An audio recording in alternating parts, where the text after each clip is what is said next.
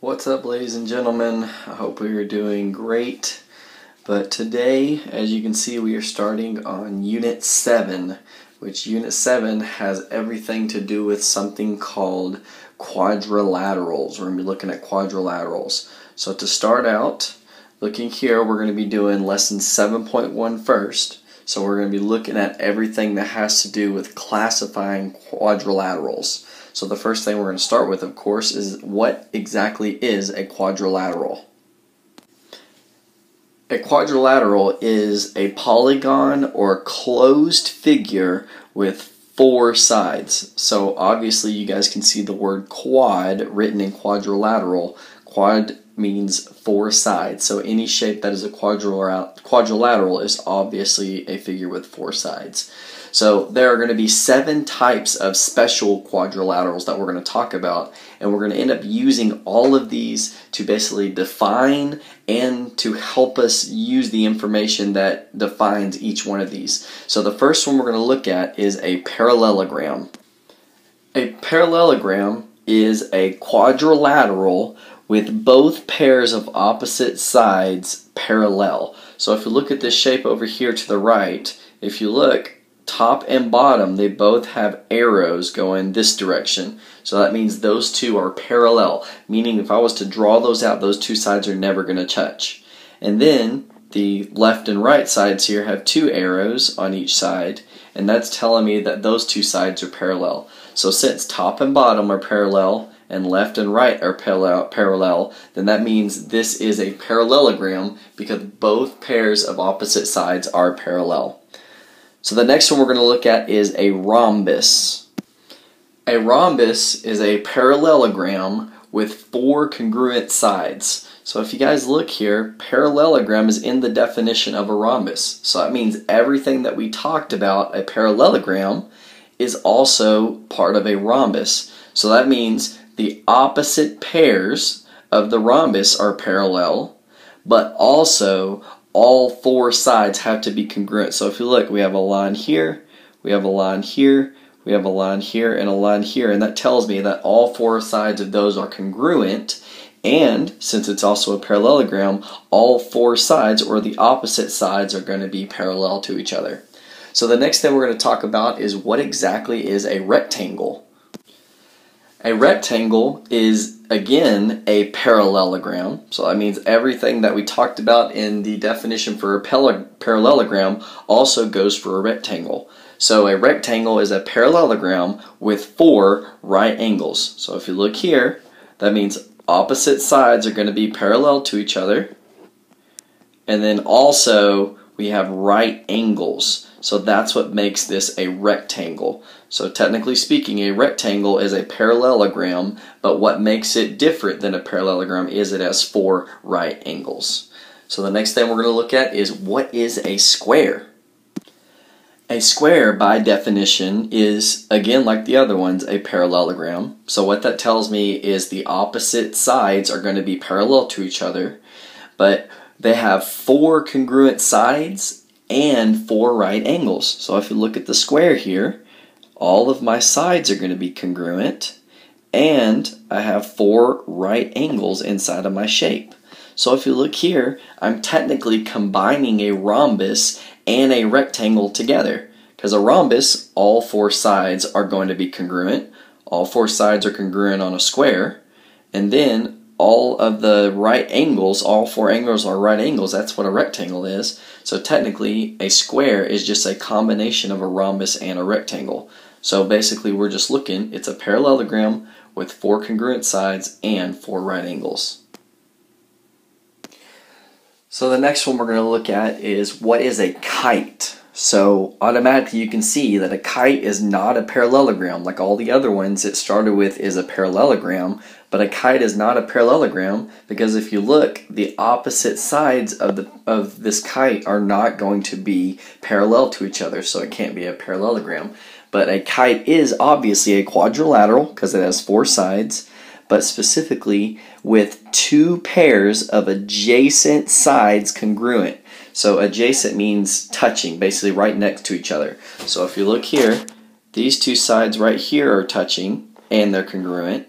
and these two sides right here are touching, and they're congruent because they have two lines there. So basically both of those pairs of adjacent sides are congruent, but specifically no opposite sides are congruent. So if you look to the opposite here, those two are not congruent. If you look to the opposite here, those two sides are not congruent either. So that falls within the kite definition. So again, two pairs of adjacent sides are congruent, but no opposite sides are congruent. So the next quadrilateral that we're going to talk about is a trapezoid. So a trapezoid is a quadrilateral, meaning it has four sides with exactly one pair of parallel sides. So it can't be a parallelogram like earlier because the opposite sides have to be parallel.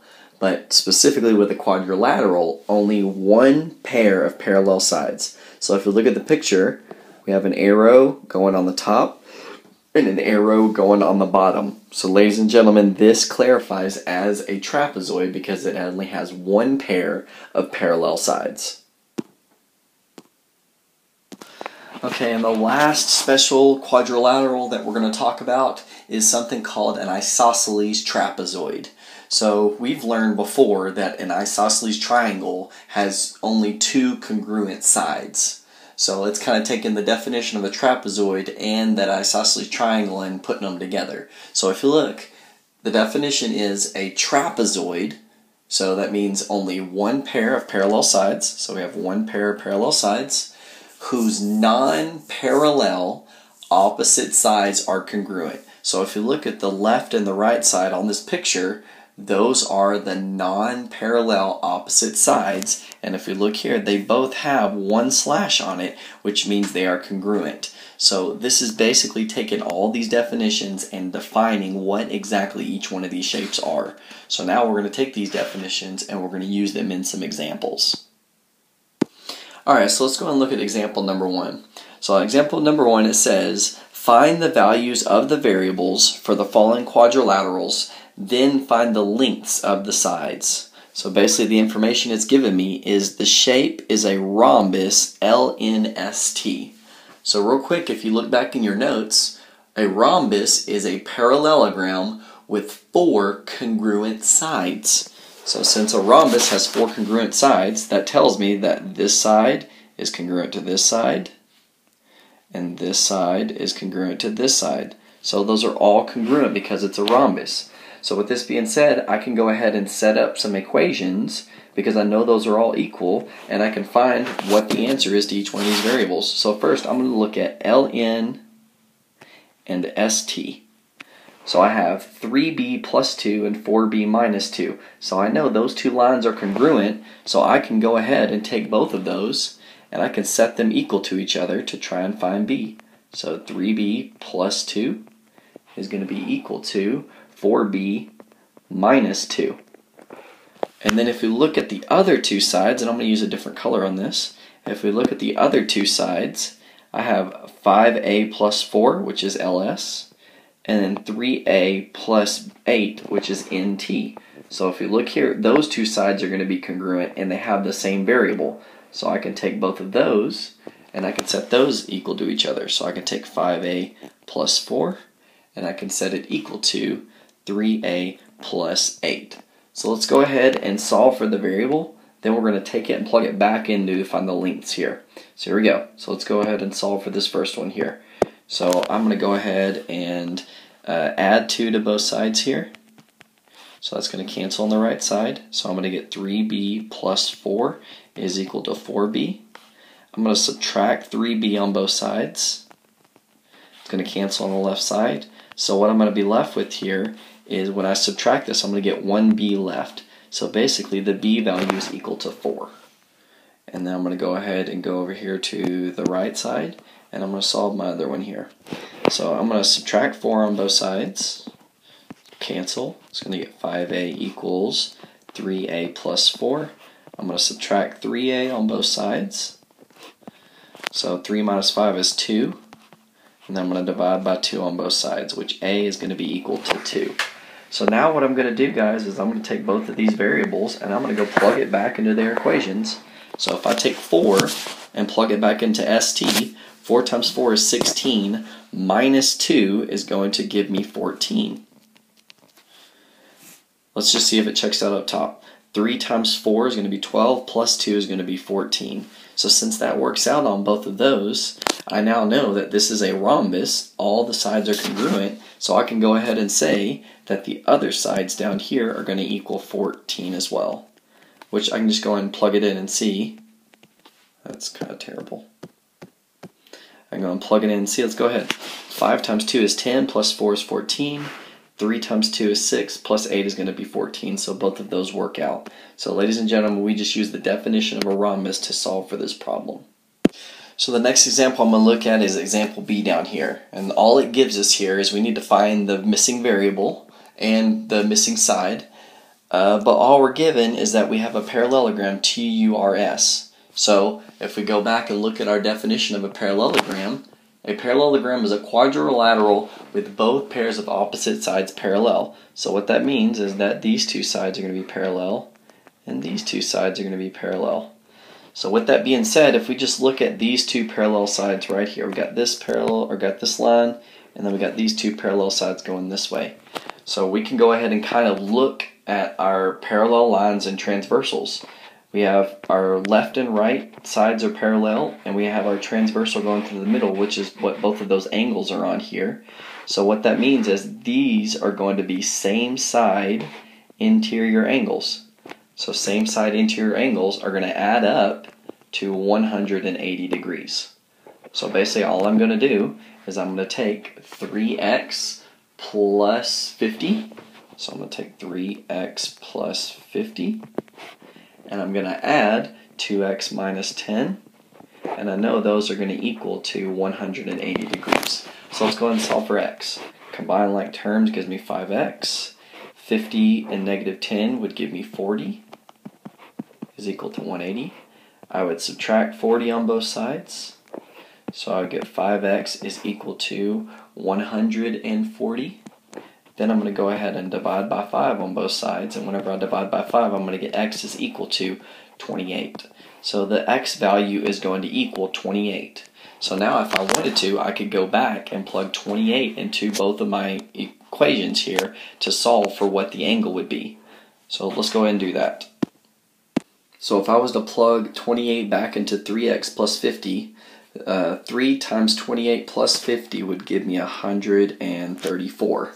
And then 2 times 28 minus 10 would end up giving me 46. So I could go back in and plug those in to figure out what the measurements would be.